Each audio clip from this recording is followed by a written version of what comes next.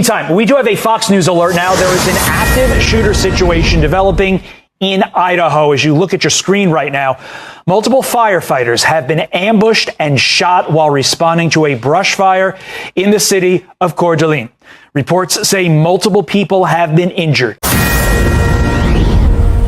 Welcome back. We're covering an ongoing situation in Idaho right now. This is near Coeur d'Alene, Idaho.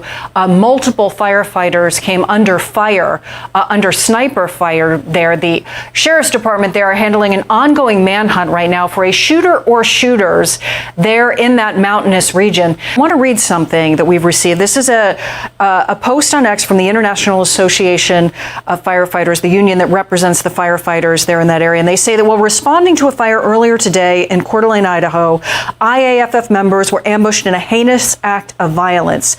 2 of our brothers were killed by a sniper and a third brother remains in surgery. That post goes on to say to keep them and their families and law enforcement in their prayers.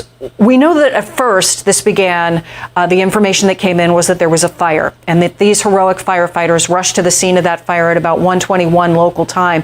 Then at 2 p.m., there were reports that the firefighters were being fired on there from that area. Do you believe that that shows this was an ambush, that the firefighters were targeted? What do you take from that information as the scene began at the very beginning? Well, you know, you bring up a great point. Keep in mind, and I think the majority of your viewers understands this, when fire department and EMS, for the most part, are responding to a scene, look, they don't have firearms to protect themselves. They don't have body armor to protect themselves. So they're going here completely blind. When a fire starts and all of a sudden the firemen arrive on scene and are immediately ambushed at the face, obviously this is so fresh, but yes, this tells me that this fire was set in an attempt to ambush law enforcement. Today's madness in Coeur d'Alene, Idaho is unreal. 2 heroic firefighters were sniped on Canfield Mountain while fighting a brush fire.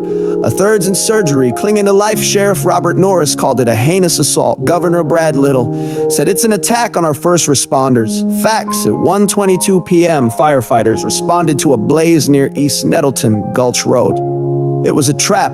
A sniper, maybe more, used high-powered sporting rifles. 2 firefighters died instantly, and deputies took fire for hours. So at approximately 1:21 p.m. this afternoon, we received reports of a fire on the east side of Canfield Mountain. Fire assets responded to the scene, and at approximately 2 p.m. this afternoon, it was reported that firefighters were receiving shots fired at them. Central BC 5, Central BC 5. BC 5 upstate.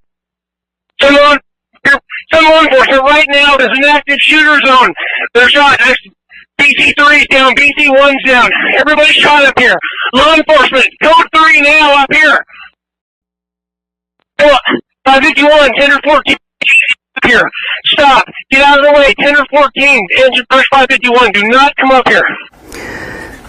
We now have 2 deaths. We have an unknown amount of casualties. SWAT found a dead man with a gun nearby, lifting the shelter-in-place order, but the fire's still burning and civilians might be trapped. That breaking news is happening right now in a rural part of Idaho, where we just learned a standoff is over after a deadly ambush on a group of firefighters responding to a brush fire. The standoff between a sniper and law enforcement had been going on for more than 7 hours. It happened in the national forest outside of Coeur d'Alene. The sheriff there confirmed tonight that at least 2 first responders were killed and another has been hurt by snipers. Within the last hour, they say they found a man dead on a mountain with a firearm nearby where the sniper fire was happening. It's unclear right now how the man died or what the motive for the shooting of the firefighters was. Let's cut the BS. The media's pushing the lone nut narrative, but common sense says the fire was set to lure responders. Scanner audio caught a firefighter yelling, "Everyone shot up here." Another said the fire was set to draw us in. That's terrorism, not a random act. Flashback to April 2020 tour. Alexander Scott Mercurio, an 18-year-old ISIS fanboy, was nabbed for plotting to massacre churchgoers in Coeur d'Alene with knives and fire. FBI stopped him. But was he alone? 5 18-year-old was arrested one day before he planned to attack 21 churches in Coeur d'Alene. I'm Kirsten O'Connor. The FBI is calling it a truly horrific plan. 18-year-old Alexander Mercurio showed his support for ISIS and terrorist organizations online. He shared a plan to attack his father with a metal pipe, steal his firearms, and attack a local church. At the beginning of this year, his plans escalated to using explosives, fire, a machete, and ultimately carrying out a suicide attack. Days before he planned to attack those churches in the area, he pledged his allegiance to ISIS and intended to commit the attacks on its behalf. In one direct message to a contact he made online, Mercurio wrote, quote, "I don't know how much longer I can take being here. I don't have the desire to do anything except jihad, a craving for mayhem and terror."